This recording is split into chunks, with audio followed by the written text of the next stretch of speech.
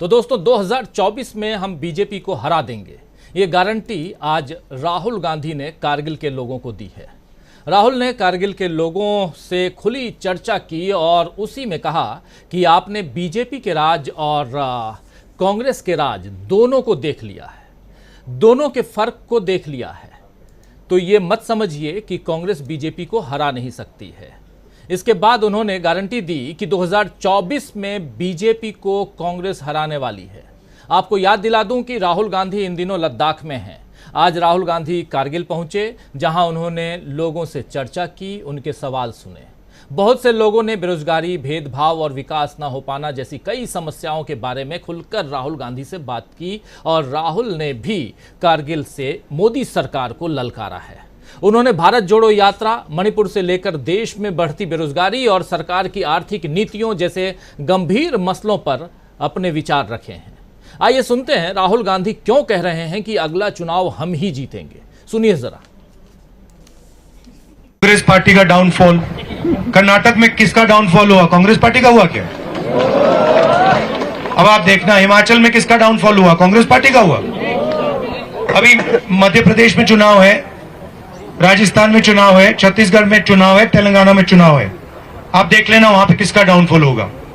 चारों के चारों चुनाव कांग्रेस पार्टी जीतने जा रही है। तो ये कांग्रेस पार्टी, ये सिर्फ एक पार्टी नहीं है, ये कांग्रेस पार्टी एक विचारधारा है, एक सोच है, और ये हिंदुस्तान के करोड़ों लोगों के दिल में है। ये सिर्फ पॉलिटिकल पार्टी नहीं है।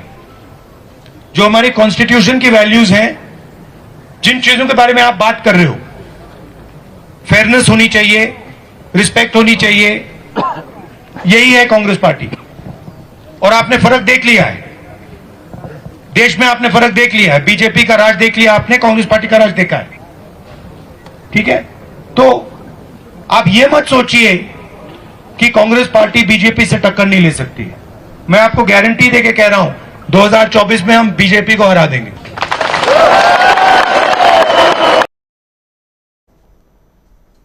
तो सुना आपने, राहुल गांधी कह रहे हैं कि 2024 में हम बीजेपी को हरा देंगे। राहुल का लद्दाख दौरा हर दिन नई सुर्खियां बटोर रहा है दोस्तों। ये करगिल में कह रहे थे राहुल गांधी।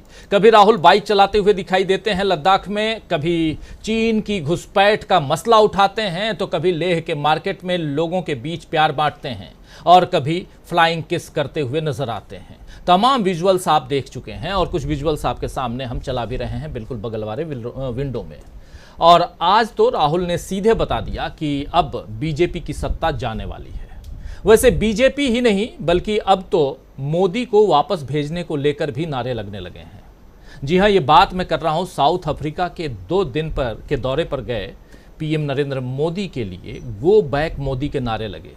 और इससे पहले मोदी, आप याद कीजिए कि मोदी जी जब फ्रांस में थे तब भी वहाँ नारे लगे थे और उनका विरोध हुआ था। और अमेरिका में तो बाकायदा ट्रक पर पोस्टर लगाकर, बिलबोर्ड्स के साथ राष्ट्रपति को चिट्ठी लिखकर मोदी का विरोध हुआ था। और यहाँ भी बिलबोर्ड्स लगाए गए हैं एक आध जगह पे जोहानिसबर्ग में। याद नहीं पड़ता दोस्तों कि किसी भारतीय प्रधानमंत्री का बार बार ऐसा विरोध अंतर्राष्ट्रीय स्तर पर हुआ हो। आइए जरा सुन लेते हैं अफ्रीका में क्या कुछ चल रहा है प्रधानमंत्री नरेंद्र मोदी के लिए। सुनिए।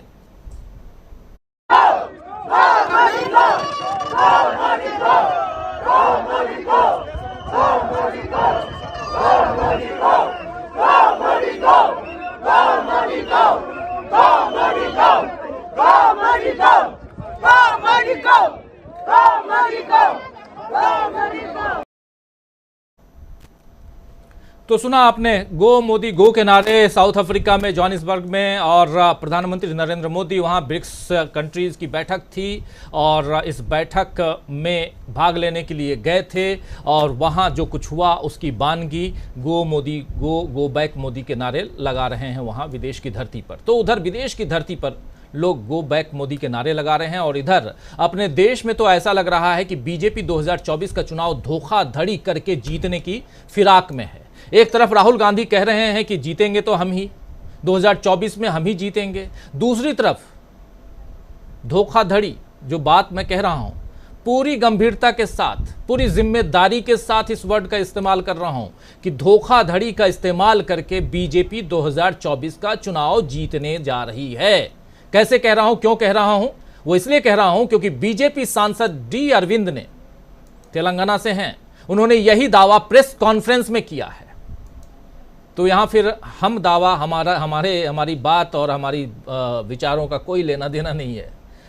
डी अरविंद ने दावा किया है प्रेस कॉन्फ्रेंस करके कि 2024 का चुनाव हम धोखाधड़ी करके जीतेंगे। कैसे? तेलंगाना से बीजेपी सांसद हैं डी अरविंद कुमार, अपने निर्वाचन क्षेत्र निजामाबाद में एक प्रेस कॉन्फ्रेंस करते हैं और उस प्रेस कॉन्फ्रेंस में वो कहते हैं कि अगर आप अपना वोट नोटा को देंगे तो भी मैं ही जीतूंगा, आप कार को यानी बीआरएस को देंगे वोट तो भी मैं ही जीत जाऊंगा, अगर आप हाथ यानी कांग्रेस को वोट देंगे तो भी कमल यानी कि बीजेपी ही जीतेगा।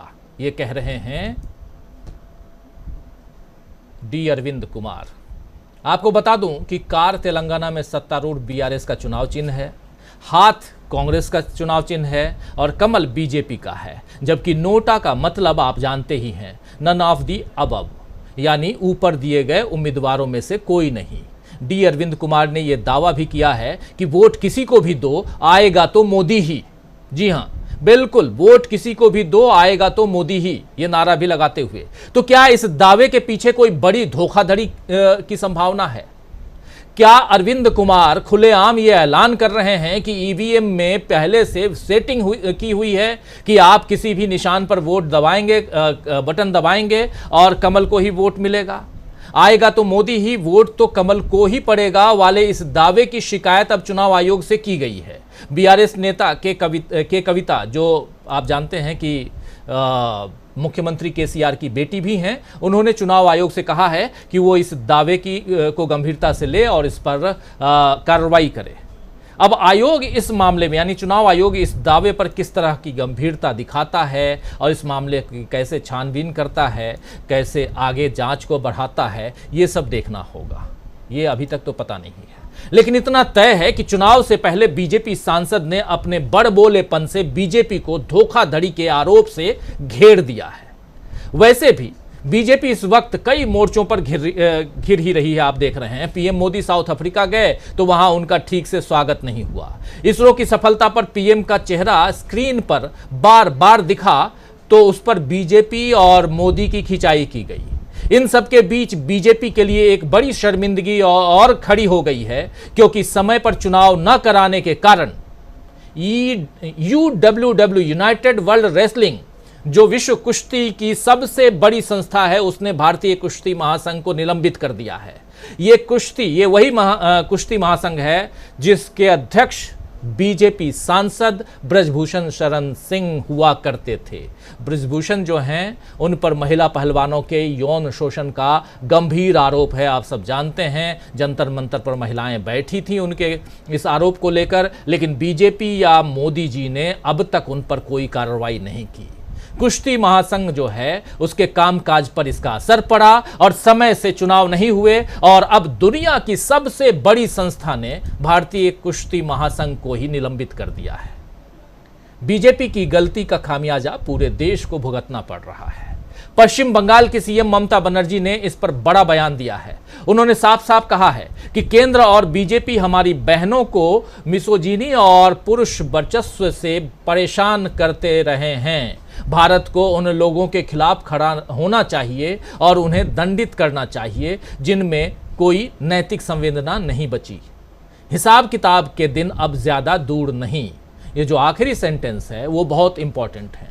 हिसाब किताब के दिन अब ज्यादा दूर नहीं। तो ममता बनर्जी ये हिसाब किताब की बात क्या कह रही हैं, किसके लिए कह रही हैं? साफ साफ कह रही हैं कि हिसाब किताब के दिन दूर नहीं है, यानी चुनाव होंगे तो जनता बीजेपी की गलतियों का हिसाब कर देगी। और इधर राहुल गांधी ने भी इसी हिसाब की तरफ लद्दाख से चेतावनी दे दी है, सीधी चुनौती दे दी है राहुल गांधी ने कि बीजेपी ने संवैधानिक संस्थाओं को अपने कब्जे में कर रखा है, मगर कांग्रेस और इंडिया गठबंधन, इंडिया अलायंस की जीत होगी। जरा सुन लीजिए क्या कुछ कह रहे हैं राहुल गांधी। आमतौर से क्या होता है, लोकतंत्र में एक पार्टी दूसरी पार्टी से लड़ती है, सही है। आज हिंदुस्तान में यह नहीं हो रहा है। आज बीजेपी ने हिंदुस्तान के सब इंस्टीट्यूशंस को कंट्रोल कर रखा है। आपको क्या लगता है कि हिंदुस्तान में फ्री एंड फेयर मीडिया है? आपको लगता है कि मीडिया हिंदुस्तान में न्यूट्रल है क्या? तो आपको यह समझना होगा कि बीजेपी ने हिंदुस्तान के सब इंस्टीट्यूशंस पर आक्रमण कर रखा है, चाहे वो मीडिया हो, चाहे वो ब्यूरोक्रेसी हो, इलेक्शन कमीशन हो, जुडिशरी हो, सब पे आक्रमण कर रहे हैं। अगर लेवल प्लेइंग फील्ड होती, अगर मीडिया फेयर होता, अगर बीजेपी इंस्टीट्यूशंस का कब्जा नहीं करती तो पिछला चुनाव भी नहीं जीतते। मैं आपको गारंटी के कह रहा हूं। तो आप ये मत सोचिए कि एक पॉलिटिकल पार्टी दूसरी पॉलिटिकल पार्टी से लड़ रही है। ये जो हो रहा है, बीजेपी ने पूरे सिस्टम को कैप्चर कर रखा है, लोगों को डरा रखा है, इंस्टीट्यूशंस को दबा रखा है। तो ये दूसरी तरीके की लड़ाई है। और तब भी मैं आपसे बोल रहा हूं कि 2024 में कांग्रेस पार्टी और जो हमारा इंडिया अलायंस है वो बीजेपी को हरा देगा। तो कैसे अलायंस और कांग्रेस पार्टी जो है वो बीजेपी को 2024 में हराने वाले हैं, वो यहाँ बता रहे हैं राहुल गांधी। बीजेपी ने क्या कुछ कर रखा है, अभी तक पिछले चुनाव को बीजेपी कैसे जीतती आई है, ये तमाम बातें जो हैं यहाँ राहुल गांधी रख रहे हैं, सबकी पोल खोल रहे हैं। और इसीलिए राहुल गांधी कह रहे हैं, ललकार रहे हैं कि अगला चुनाव हम ही जीतेंगे, 2024 का चुनाव हम ही जीतेंगे, और 4 राज्यों के चुनाव जिसमें छत्तीसगढ़, मध्य प्रदेश, राजस्थान और तेलंगाना है वो भी हम ही जीतेंगे। ये तमाम दावे यहाँ कर रहे हैं राहुल गांधी। तो दोस्तों आइए, लद्दाख से राहुल गांधी जो दावा कर रहे हैं उस दावे में कितना दम है, और जो ललकार रहे हैं उस ललकार में कितना दम है, और इधर प्रधानमंत्री नरेंद्र मोदी समेत तमाम जो सत्ता पक्ष के नेता हैं वो क्या कुछ कर रहे हैं, और उसमें भी डी अरविंद कुमार की बातों में कितना दम है। यानी जो कह रहे हैं कि किसी भी बटन पे आप हाथ लगाइए, यानी कोई भी बटन आप दबाइए, वोट तो गिरेगा तो वो कमल को ही जाएगा। तो इसमें कितना दम है, इन सब की पोल खोलने की कोशिश करते हैं अगले घंटे सवा